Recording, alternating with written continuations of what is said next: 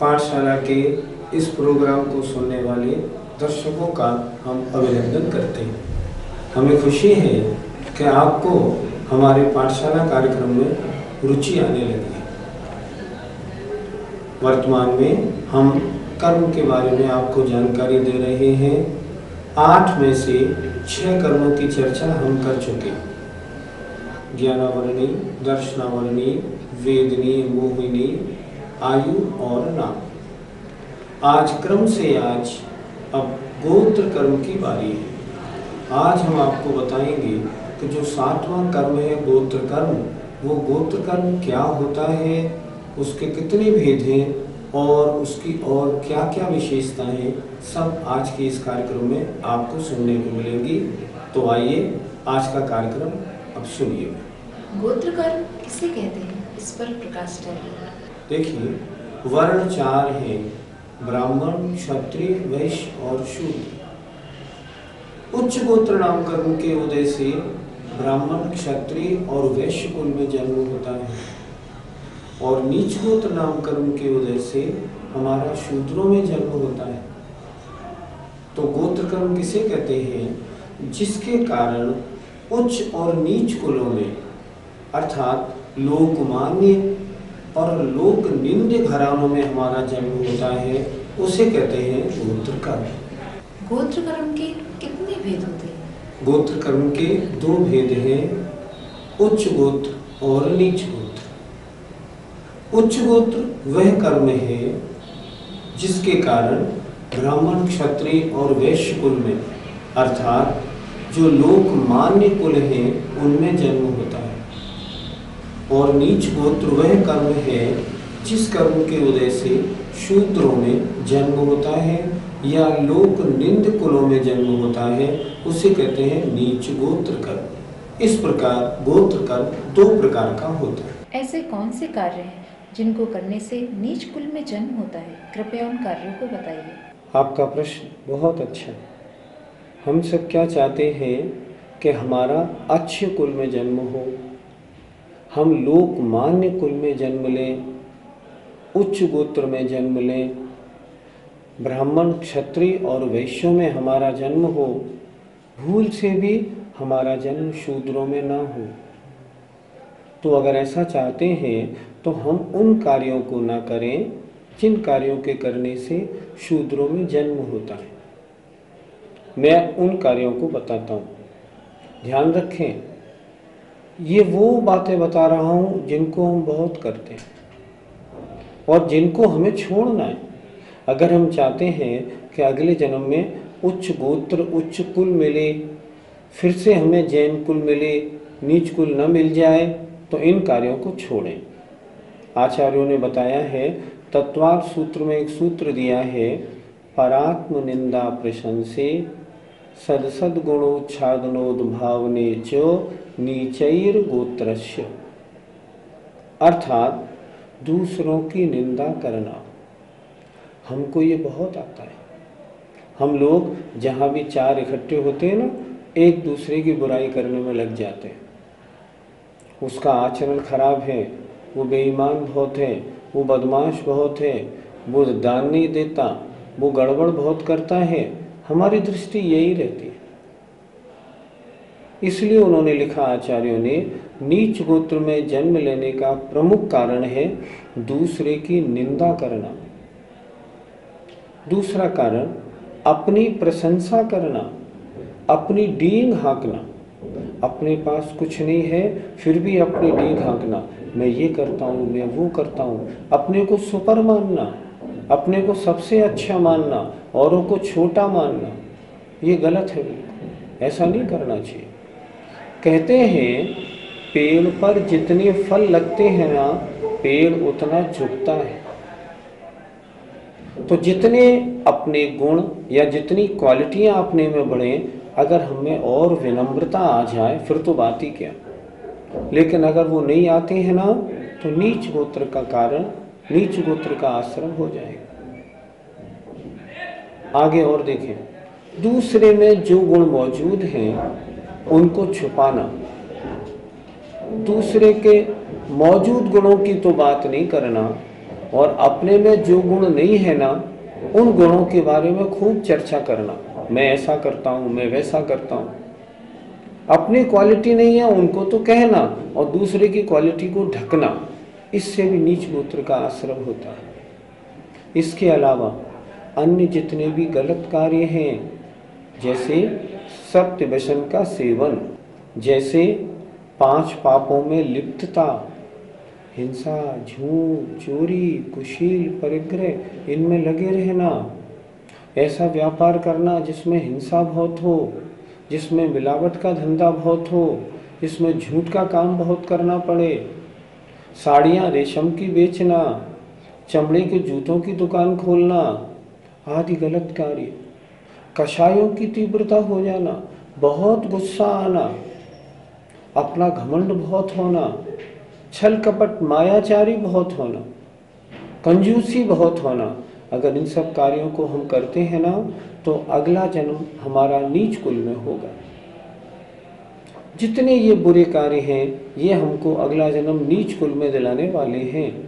जितने त्रियंच होते हैं, सारे के सारे नीच कुली होते हैं। और जितने नारकी होते हैं, ये सब भी नीच गोत्री होते हैं। इनमें उच्च गोत्री कोई भी नहीं होता। चाहे घोड़ा कोतवाल साहब का क्यों नहीं हो, चाहे हाथी राजा का क्यों नहीं हो, गोत्र नीच है। क्यों? त्रियंच है, बेचारा पशु है। इसलिए हमें चाहिए हम इन कार्यों से बचें। ऐसे कौन से कार्य हैं जिनको करने से उच्च कुल में जन्म होता है? कृपया इनको भी बता दीजिए। नीच कुल में जन्म होने के जो कार्य बताए अभी हमने, उनसे विपरीत चलेंगे आप उल्टे, तो उच्च गोत्र उच्च कुल में जन्म होगा। अर्थात अपनी निंदा करना, मुझ में ये कमियां हैं, अभी मुझे बहुत डेवलपमेंट करना है, अभी मैं इन कार्यों में बड़ा अच्छा नहीं हूँ, ऐसा सोचना। और दूसरे की प्रशंसा करना। देखिए, कोई भी मनुष्य हो, कोई भी जीव हो, उनमें 4 बुराइयाँ 4 अच्छाइयाँ अवश्य होती हैं। तो हमें क्या करना? हमें उसकी बुराइयाँ नहीं देखनी, हमें उसकी अच्छाइयाँ देखनी, और हम उसकी अच्छाइयों की तारीफ करें कि उसमें ये क्वालिटी है। एक छोटा सा उदाहरण बताऊं। एक बार श्री कृष्ण जी जा रहे थे, रास्ते में एक कुत्ता पड़ा हुआ था। उस कुत्ते के सारे शरीर में कोढ़ हो रहा था। सब लोग कह रहे थे, महाराज इधर से नहीं जाना, कोढ़ी कुत्ता है, गंदा है। श्री कृष्ण ने जाके देखा और उन्होंने कहा, अरे कोढ़ी हो तो हो, लेकिन इसके दांत कितने सुंदर हैं। तो वो क्या थे? क्वालिटी को देखने वाले थे। तो हम भी क्या करें? अपने दोषों को देखें, पर दूसरों के गुणों को देखें। दूसरों में जो गुण नहीं हो, उनको भी उन्हें ऊंचा उठाने के लिए कहें, और अपने में जो गुण हो उनको छुपाएं। इसके अलावा अच्छे कार्य करें, भगवान की पूजा करें, गरीबों को खूब दान दें, गरीबों की मदद करें। जिनके पास पढ़ने के लिए पैसा नहीं है, उन गरीबों को छात्रवृत्ति दें। जो इलाज नहीं करा सकते हैं, उनका इलाज कराएं। स्वाध्याय करें, अपने यहाँ पाठशाला खुलवाएं, लोगों को पूजा पाठ करना सिखवाएं, तरह तरह के विधान आदि करवाएं। अगर हम ऐसा कराएंगे, साथ में कषायों को मंद रखेंगे, पापों में प्रवृत्ति नहीं करेंगे, सत्य व्यसन बिल्कुल छोड़ देंगे, तो अगले जन्म में कुलीन उच्च गोत्री बनेंगे। हम और आप सब सुनने वाले उच्च गोत्री हैं। हमने पहले जन्म में ऐसे अच्छे कार्य किए हैं जो हमें जैन कुल में जन्म मिला। हम चाहेंगे हम सब अब भी ऐसे कार्य करें जो आगे हमें फिर उच्च कुल ही मिले। और सबसे बड़ी बात आपको ध्यान में रखनी है, हमें दूसरे की निंदा नहीं करनी, अपनी प्रशंसा नहीं करनी, दूसरे के गुणों को ढकना नहीं, अपने गुणों को बताना नहीं। अगर इतना ही संकल्प बना लेंगे तो बहुत बड़ा काम हो जाएगा। क्या गोत्र कर्म के 2 ही भेद हैं अथवा और भी हैं? अगर और भी हैं तो कृपया बता दीजिए। गोत्र कर्म के 2 भेद हमने बताए, उच्च गोत्र और नीच गोत्र। आचार्यों ने गोत्र कर्म के 6 भेद और भी बताए हैं। ये 2 भेद हैं, ये तो हैं जन्म की अपेक्षा, और 6 भेद जो बताए हैं ये हैं कर्म की अपेक्षा। पहला भेद है उच्च उच्च, अर्थात उच्च कुल में पैदा हो और कार्य भी अच्छे करे, उच्च उच्च। दूसरा है उच्च, उच्च कुल में पैदा हो, कार्य सामान्य करे। तीसरा है उच्च नीच, पैदा तो हुआ उच्च कुल में लेकिन मांस भक्षण करता है, शराब पीता है, तो उसका कहलाएंगे, उसका गोत्र उच्च नीच। पैदा उच्च में हुआ है पर कार्य नीच जैसे है। चौथा होता है नीच उच्च, नीच कुल में तो पैदा हुआ है लेकिन काम उच्च कुल वालों जैसे करता है, नीच उच्च। पांचवा होता है नीच, नीच कुल में पैदा हो और कार्य सामान्य हो। छठा होता है नीच नीच, अर्थात नीच कुल में जन्म भी हो और कार्य भी नीच करे, वो सबसे खराब होता है। ये जो 6 भेद बताए हैं ये कर्म की अपेक्षा है, और जो 2 भेद बताए हैं वो जन्म की अपेक्षा है। आपने कहा नीच गोत्र में उत्पन्न मनुष्य मुनि नहीं बन सकता?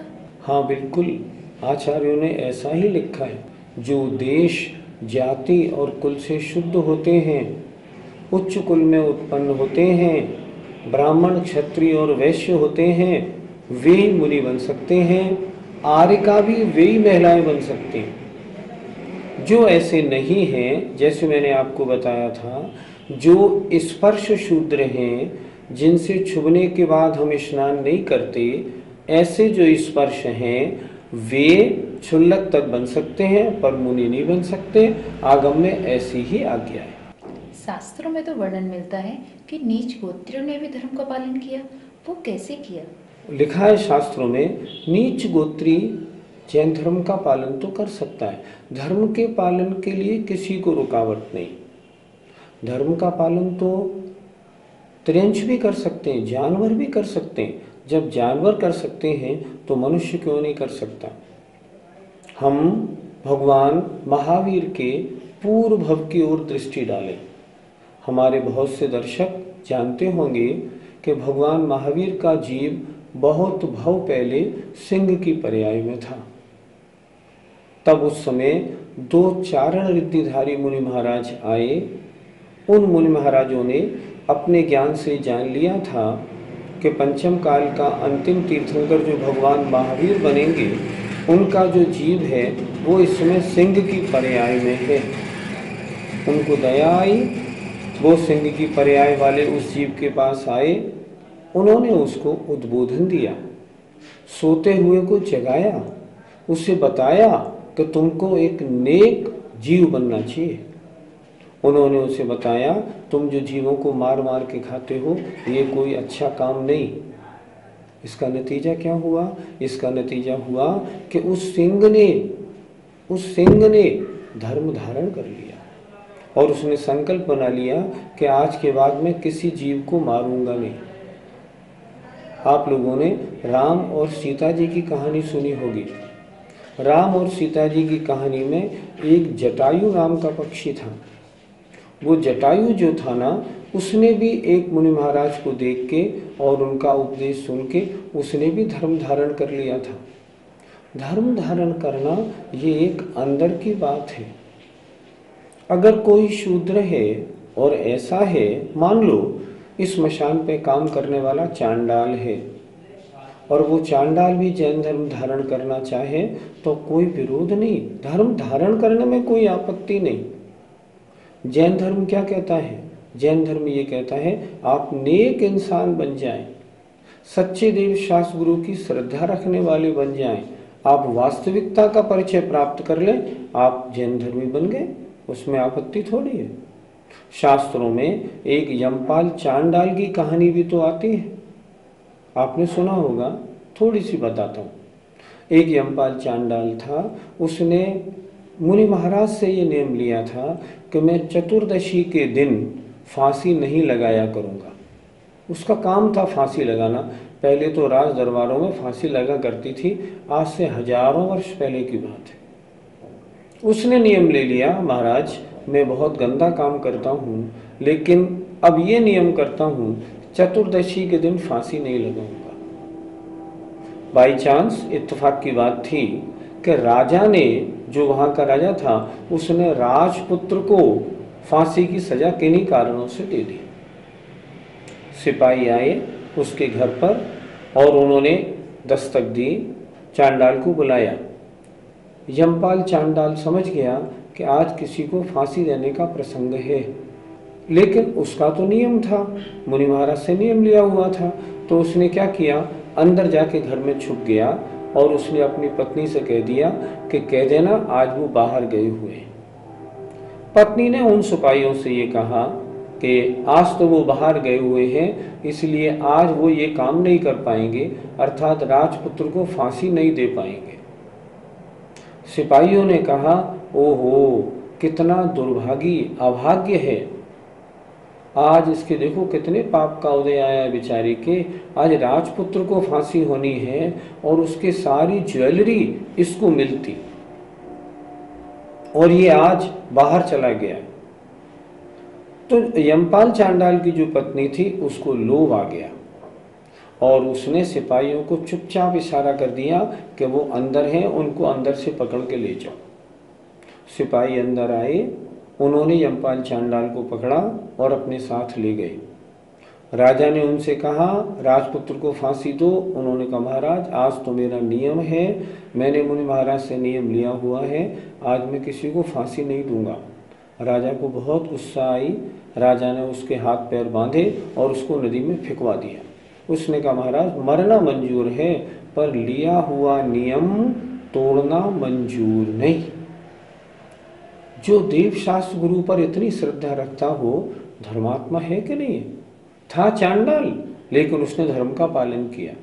नतीजा क्या हुआ आप सबको मालूम है, देवों ने आके उस चांडाल को उस नदी में से निकाला, उसके सारे बंधन तोड़े और नदी में ऊपर सिंहासन पर उसको विराजमान करके उसका सम्मान किया। तो धर्म धारण करना तो सबके लिए है, पशु के लिए है तो मनुष्य के लिए क्यों नहीं। जो ऐसे चांडाल जैसे जीव हैं ये फिर भगवान का दर्शन कैसे करें। आचार्य शांत सागर महाराज कहते हैं मानस्तंभ में इसीलिए तो मूर्तियां विराजमान कराई जाती हैं, ताकि जो ऐसे पेशे वाले लोग हैं वो मानस्तंभ की मूर्तियों के दर्शन करें। पहले जो मंदिर का शिखर होता था ना, उस मंदिर के शिखर में भी चारों दिशाओं में मूर्तियां विराजमान की जाती थी। उसका भी यही आशय था कि जो धर्मात्मा हैं, जो भगवान के दर्शन रोज करना चाहते हैं, पर जिनका पेशा गलत है और जो मंदिर में प्रवेश नहीं करना चाहते, वे क्या करें, शिखर में विराजमान मूर्तियों के दर्शन करें, वंदना करें उनकी, और इस तरह धर्मात्मा बने। कोई पूजा पाठ करने से ही धर्मात्मा नहीं बनता। अगर वो अपने दिल में धर्म के सिद्धांतों को प्रवेश करा लेता है कि मैं हिंसा नहीं करूँगा, झूठ नहीं बोलूँगा, चोरी नहीं करूँगा, कुशील सेवन नहीं करूँगा, संतोष वृत्ति रखूँगा, व्यसनों का सेवन नहीं करूँगा, पानी छान के पीऊँगा, रात्रि भोजन नहीं करूँगा, अगर ऐसे संकल्प बना लेता है ना, तो उसको भी हम जैन धर्म धारण करने वाला ही तो कहेंगे। चाहे वो नीच गोत्र में पैदा हुआ हो, लेकिन अगर वो चाहे तो इन सब को धारण कर सकता है। इसका फल क्या मिलेगा, अगले जन्म में देव पर्याय मिलेगी, उच्च कोटि का जीव बनेगा। नीच गोत्री वो जीव भी चाहे कैसे कुल में पैदा हुआ हो, सम्यक दृष्टि बन सकता है, और सम्यक दृष्टि जो होगा उसको देव पर्याय तो मिलेगी मिलेगी। इसलिए कोई भी जीव हो धर्म धारण करने के लिए किसी को मनाही नहीं है, त्रियंचों के लिए भी नहीं, मनुष्यों के लिए भी नहीं। 4 गतियाँ होती हैं, तो कौन सी गति में कौन से गोत्र के जीव पाए जाते हैं, कृपया बताइए। देखिए, जितने नारकी होते हैं वे सब नीच गोत्री होते हैं। त्रियंच जो व्रती होते हैं वे उच्च गोत्री बन जाते हैं, और जो अव्रती होते हैं, सामान्य त्रियंच होते हैं, या जो 1 इंद्री, 2 इंद्री, 3 इंद्री, 4 इंद्री त्रियंच हैं, सारे के सारे नीच गोत्री होते हैं। मनुष्यों में ब्राह्मण, क्षत्रिय और वैश्य ये उच्च गोत्री होते हैं, और जो शूद्र होते हैं वो नीच गोत्री होते हैं। शूद्र यदि धर्म धारण कर ले तो भी उसका गोत्र नहीं बदलता, ऐसी व्यवस्था होती है। और जितने देवता होते हैं, चाहे वो भूत पिशाच क्यों नहीं हो, चाहे वो व्यंतर हो, चाहे भवनवासी हो, जितने भी देवता होते हैं वे सब नियम से उच्च गोत्री होते हैं। ऐसी व्यवस्था आचार्यों ने शास्त्रों में की है। हमारी पाठशाला का समय अब पूरा होने को है, हमारे दर्शकों को अब आप क्या कहना चाहेंगे। मैं ये कहना चाहूँगा, आज आपने उच्च गोत्र, नीच गोत्र, उच्च कुल, नीच कुल, लोक निंदे और लोक मान्य कुल की चर्चाएं सुनी। आप चाहते क्या हैं? हाँ, आप नहीं, हम सब क्या चाहते हैं? हम सब ये चाहते हैं कि अगला जन्म हमें कहाँ मिले? उच्च गोत्र में मिले। हम नारकी नहीं बनना चाहते, हम स्थावर 1 इंद्री, 2 इंद्री, 3 इंद्री, 4 इंद्री में नहीं जाना चाहते, हम पशु नहीं बनना चाहते। हम चाहते हैं मनुष्य बने, वो भी उच्च गोत्री या देवों में पैदा हो। तो हमको क्या करना चाहिए? हमको ये करना चाहिए कि नीच गोत्र के कार्यों को छोड़ दें और उच्च गोत्र में पैदा होने वाले कार्यों को हम करें। फिर दोबारा ध्यान दिला रहा हूँ, अपनी प्रशंसा नहीं करनी है, दूसरे की निंदा नहीं करनी है। आप कहेंगे किसी दूसरे को समझाए नहीं, कोई गलत कार्य करे तो नहीं, जरूर समझाएं, लेकिन निंदा नहीं करें। निंदा किसे कहते हैं? दूसरे की जो बुराई है उसको सबके सामने ओपन करके उसको नीचा दिखाने की कोशिश करना, इसका नाम निंदा है। दूसरे में अगर कोई कमी है तो प्यार से, बड़े मीठे शब्दों से एकांत में उसको समझाएं। अगर समझाएंगे तो नेक अच्छा इंसान बन जाएगा। नहीं, ये करने का काम है, लेकिन निंदा करने का काम नहीं। निंदा करने से सामने वाले को फील होता है, आज उसने सबके सामने मेरी बुराई कर डाली। तो हमें ऐसा नहीं करना। हमें किसी की बुराई हो उसको एकांत में समझा के उसकी बुराई निकालने की कोशिश तो करनी है। अपने गुणों को उछालना नहीं है, दूसरे के अवगुणों को उछालना नहीं है, लोगों को किसी के दोष नहीं बताने। हमें अच्छे कार्य करने हैं। अच्छे कार्यों में सबसे पहला कार्य होता है भगवान की पूजा करना। अगर भगवान की पूजा, शास्त्र का स्वाध्याय, गुरुओं की वृत्तियों की सेवा, अगर विभिन्न तपश्चरणों को तपना, दान देना, अगर हम इन कार्यों को करेंगे तो अगला जन्म हमारा कहाँ होगा? हमारा उच्च गोत्र में जन्म होगा। कुलीन बनेंगे, हमको देव पर्याय मिलेगी, मनुष्य पर्याय मिलेगी, तो हम अच्छे कुल में जन्म लेंगे। उस कुल में हम क्या करेंगे? अच्छे कार्य करेंगे और अंत में मुनि बन के संलेखना धारण करेंगे और शरीर छोड़ देंगे। आइए संकल्प लेते हैं कि सबसे पहले दूसरे की निंदा और अपनी प्रशंसा वाला कार्य आज हमने छोड़ा। अगर आप इतना संकल्प लेते हैं तो हमारी पाठशाला, आज का प्रोग्राम हमारा सफल है। हम प्रसन्न हैं, हमें उम्मीद है आप ऐसा कार्य जरूर करेंगे। आइए हम आपसे विदा लेते हैं। जय जय।